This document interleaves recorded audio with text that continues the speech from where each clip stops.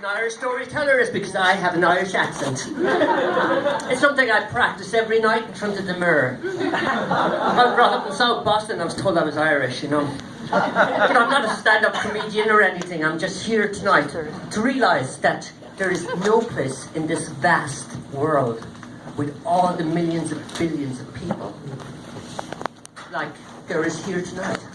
And this place is just as unique. You couldn't be anywhere in the world.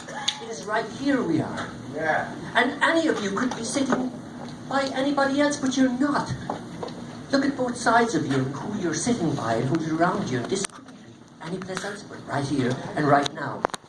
And as you know well, you know, it is usually in the darkest night that the smallest light will change everything. And if we were in the darkest place tonight, and one small light will shine, we would be drawn to it. And when we are drawn to that small little piece of light, we gather around and we realize that we all have something to share. And it's that little light that is inspiring the story that I'm going to tell you tonight. And it's a traditional story, not one of my own, so here we go. It's an old story, and it's a story about a great warrior in Ireland called Fiionn MacCumhaill. Yeah. Now, I'm not sure what's oldest here, but I know we've got a 46th president.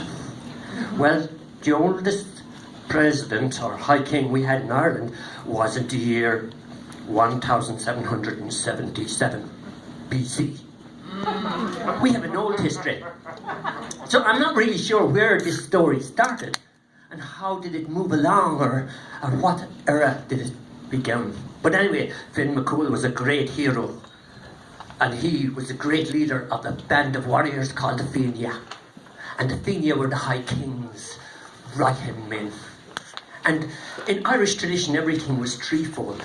Because there was three worlds. There were earth and all beneath, the middle world and the upper world. And they're present with us right now. They're all here. Well, anyway, everything was threefold. So when the band of warriors would get together, they would travel around in groups of 3 times 3 times 3. A battalion was 27. And they would decide they would travel in 3 directions, and they would travel and break up into groups of 3 by 3, which is 9. And they traveled with 9. And each of them had their own skill, whether it was verses, or spear throwing, or speed. But Fiionn MacCumhaill was the greatest hero of all. He gathered his men and brought them together and led them to all sorts of corners of the Ireland. And sure enough, one day they went out and they were the finest hunters and warriors of the land. And they walked all the way down to Munster. And that evening they used to set traps, and they were such great hunters. They would have a feast every night. But this day came where they didn't see a bird in the sky, where they didn't see a rabbit in the field, or a deer, or a boar, or anything. And that evening their bellies started growing hungry as ours are hungry now. Well, maybe not after the cake. And they decided, okay, Fiionn, you're our leader. Come on, we haven't even seen a rabbit. We're getting cranky, and the evening came where they had to make camp, and there was no food around anywhere, and everybody was starting to squabble with each other with their hungry bellies. Looking around, they were even looking for bugs under the rocks. They couldn't even find a little beetle. Well, anyway, Fiionn said, I better step out to let the matted around the corner, and he walked out to the top of the hill, and he was walking around, and down through the trees, way down, he saw a little spark of a light. And he says, I seen. He looked, and he looked, and he saw a small little house, and this light was coming from this window. And he says, lads, come with me. We'll be taken care of tonight. And they went on down to the house. And it was a small house. You know the way they built small houses in Ireland? They were about this size. He was a big man. He had a big spear. And he went down, and they went down to the cottage, and they went and they knocked on the door. And they bent down and went into the little cottage. He adjusted his eyes, and inside in the middle of the floor, there was a small man this size. And he was there standing in the middle of the floor looking at them. And he had hair growing out of every part of his body all the way down to the floor. pulled out and he looked up at them. He looked at the other one. He said, "What do you want?" MacCumhaill says, "I'm Fiionn MacCumhaill, the greatest warrior in Ireland and leader of the Fiionn. We are looking for food and shelter for the night if you would bid us." "Oh, I'll give you food and shelter, all right, but you'll have to do something for me." "What will it be? We'll do anything. You have the greatest warriors in Ireland right here with you. What do you want us to?" He pointed over to the corner of the cottage. He says, "Look over in that corner. See that little goat?" "Yeah, we see the goat." The lads were getting hungry, of course. "I want you to catch that goat and hang it on that hook over there for me, would you?" "Of course, not a bother." And the youngest, liveliest one, Quilta, came out and says, "Lads, I'll take care of this. Goat maybe for dinner." Well, he went over and he went down to catch the goat, and the goat bounced up and down he went over, and he chased that goat around the cottage. He couldn't. Well, all the other warriors started roaring, laughing. They said, "You call yourself one of the great Fiionn, you can't even catch a goat in the cottage." And God MacMorris says, "Would you get out of there, lad?"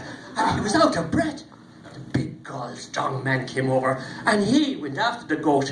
And like the first lad, he chased that goat and was a laughing stock to all the Fiionn. And one by one, the greatest heroes of Ireland, they went over to try to catch the goat. And none of them could catch it. Fiionn MacCumhaill was there, this is strange. And when they were all out of breath, the door squeaked open, and the most beautiful lady came in. She was young, she gracefully walked across, looking at them, and they all sort of said, "Who's this? This must be the most beautiful lady in the whole of the land. Who is this?" And they stepped aside. And she walked over to one of them, Dermot, and she looked at him and she says, "Dermot, what can I do for you, my lady?" She says, "You had me once, and you can never have me again." He says, "Sorry, I don't think we've met." "You had me once, and you can never have me again." "But I don't understand, my lady. Even you're so beautiful and so handsome. I want to give you a gift." And she gave him a kiss, and she gave him a love spot there that any woman couldn't stay away from him forevermore. But anyway, again, "You had me once and you'll never have me again." "But my lady," and of course MacCumhaill said, "Oh, my lady, he's a rogue, he is. I'm the man here." "You had me once and you'll never have me again." And each one of them stood up, and she turned around and she walked out of the room looking at them and said, "You had me once and you'll never have me again." There's this weird stuff going on here tonight. One was saying, "There's a strange magic in here." And the little man came in. He came in, he says, "Well, did you catch the goat?" And he says, "No, but there's a strange magic, and we're not going to do anything else until we find out what's going on here. Tell us about that goat. What is that goat?" "Oh, the goat. That goat. That goat is the world, and you can never bind it." "Oh, and who is that beautiful lady? Who is that beautiful lady there?" "That beautiful lady is youth, and you had her once, and you can never have her again." "And who are you, old man? Who are you?" "I am death, and I rule you all." Well, Fiionn looked at him. He says, "Lads, it's time that we walk out into the darkness, and that we'll find the light, and we'll go to the next one and live well and live like warriors. And we will step out there where everybody else is afraid to step out, and become the heroes that we are going to be on this dark, dark night."